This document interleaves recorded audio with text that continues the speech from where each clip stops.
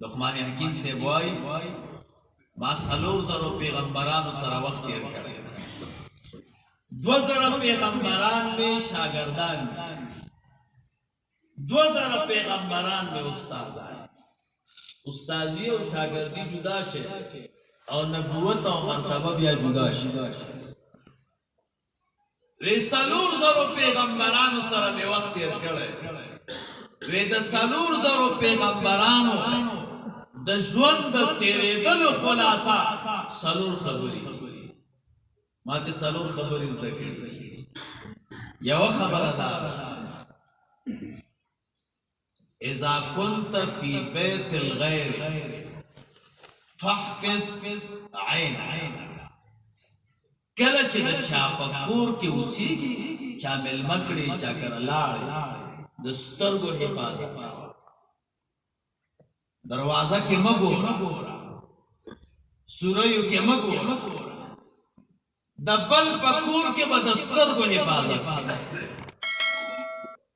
وَإِذَا كُنْتَ فِي الصَّلَاةِ فَاحْفِظْ سِرَّكَ کله چې په مونځ کې ولاړ نو د خپل زړه لحاظ ساته الله ته ولاړ توجه برابر وَإِذَا كُنْتَ بَيْنَ الْعُلَمَاءِ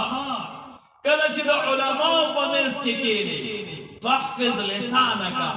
د ژبې حفاظت کوه هر څه مه وایه موږ افغانستان کې یو عجیبه پروګرام دی موږ نه څوک مسلې پوښتنه وکړي که نه مولوي صاحب دا مسله څنګه ده موږ ورته وایو مسله داسې ده امام داسې راته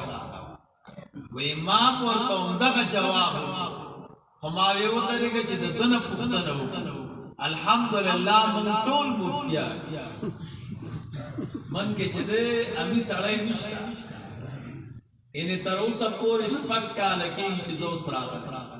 د 6 کالو کې ما امي سړی پیدا کړی چې کم یو رانه پوښتنه کوي وی چې زمام دا اراده وه او ما ورته دا وویل خو ما وی راشه انسان دی عاجز دی کیدی شي غلط شوی یم نو د دې مولوي صاحب نه پوښتنه وکړه نو مې ستا ته یاد ونکړه د ما نه ولې پوښتنه کوله داسې مه کوئ منصب او مرتبه وپېژنئ چاته چې کوم منصب او مرتبه حاصله ده هغې موافق باندې کار وکړه